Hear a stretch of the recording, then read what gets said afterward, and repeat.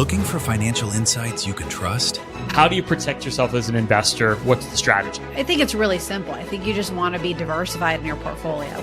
The Payne family brings real-world experience to every conversation.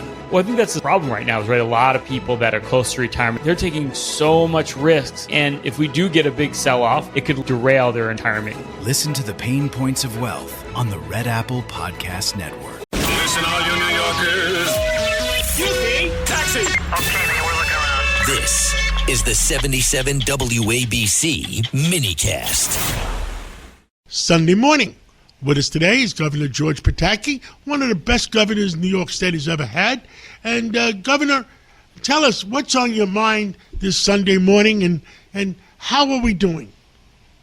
Well, you know, apart from the weather, which is on everybody's mind, the snow and the cold and the fact that we're having a real winter, there are two different things. One, the national economy seems to be doing great. You know, the economy's growing, inflation isn't rising too high, and the country as a whole seems to be doing well economically. And then you come to New York, and not only do we have one of the second highest tax burden in the country, but now Mondami is proposing massive tax increases on successful people in New York, business people and others. And it's just if that is allowed to happen, it's going to be a catastrophe. People have left. We've already lost way over 1 million people. A lot of them people who would have paid a lot of taxes, they're gone, and they're not coming back. And if Mondami gets his way, you know, it's just going to be far worse. So I'm very concerned about New York. I think nationally, our economy is going to do fine. In New York, I'm really worried. I think you're 110% correct because Mondami, Zoran, who we all wanted, listen, we want New York to succeed one way or another. And we were hoping that he'll do the right things. But he's advocating the rise of taxes, and it's up to Governor Hochul to shoot him down. And I was on Fox television the other day, and I joked around, and I said, well, we know that Governor Hochul is not going to raise taxes by November 4th because it's an election year. But I can't promise what November 5th will bring. John, you hit it exactly right on the head. Yes. You know, that's exactly right. You know, she's going to tell him no between now and November because this is an election year. But as soon as November is over, if history with how she acts is any guide, the legislature and she are going to say, okay, you know, it's too bad, but yes, go raise taxes. And it'll be a disaster. You know, that's what happened with congestion pricing. Oh, we're going to stop 100%. congestion pricing. Yes. And then right after the election, we had congestion pricing. So it felt like 5 minutes after. It felt like 5 minutes after the election. That's exactly right. And you know, hopefully it's not going to happen. But I'll tell you, John, just the announcement that we're going to try to raise taxes on the successful people in New York City sends a message, even if they're not successful and they don't raise them, that it's sooner rather than later. And you take a look and say, you know, is there someplace I should go other than New York? I mean, Texas has no tax. Florida has no tax. Tennessee has no tax. I think there's 11 states that have no tax. And New York City has the highest tax in the country. And I'm just gravely concerned that while the national economy, I think, will be fine, New York is struggling. And after this election, I think things could just get worse. Well, unfortunately, I love New York, and you love New York, and I hope it doesn't happen. But you can't keep spending money.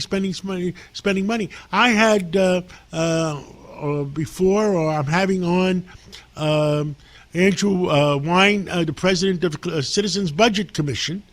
And he's concerned about the budgets, and he's concerned about that we're going to overdraw the budgets and the amount of employees that New York City has. It went as high as 327,000 people, he said, and right now we're like at 306,000. And when I ran for mayor, I thought it was like 249. But, Governor, I just don't know, and I pray for New York. I do, too, because it's just nuts, John. The budget is out of control. I mean, look at this year. Wall Street has had a good year, so Albany has money. And what does Hochul do? Massive increases in spending, massive increases. And we have so-called temporary taxes that were passed in Albany 10 years ago that were supposed to be phased out. So long as Hochul and the Democrats run Albany, they're not going to be phased out. They're going to be there forever.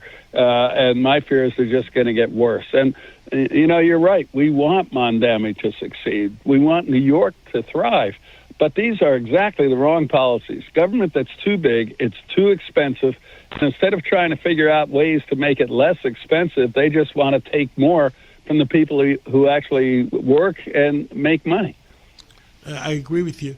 What else you want to tell all New Yorkers and all Americans on a Sunday morning? Well, just one thing completely different is on Tuesday, my son is leading a delegation from the Pataki Leadership Center to Ukraine. With all the chaos going on around the world, people tend to overlook the fact that Ukraine is still mired in this horrible war. And this winter, a lot of the Ukrainians have no heat or power. And so we're having a mission over there to work with young people, kids in Ukraine. And we're going to be working on sports programs, particularly a touch football program that's going to be in the Olympics.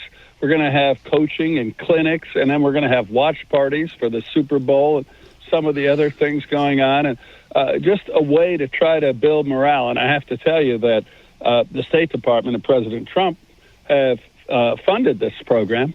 And, yes, it's not guns, it's not airplanes or tanks, but it's trying to tell the young people of Ukraine, someday this war is going to end. You're going to be important, and we're going to try to make your lives a little better right now. So my son Owen is leading that delegation, and I think they'll do a lot to try to help the morale of the young people, the kids in Ukraine.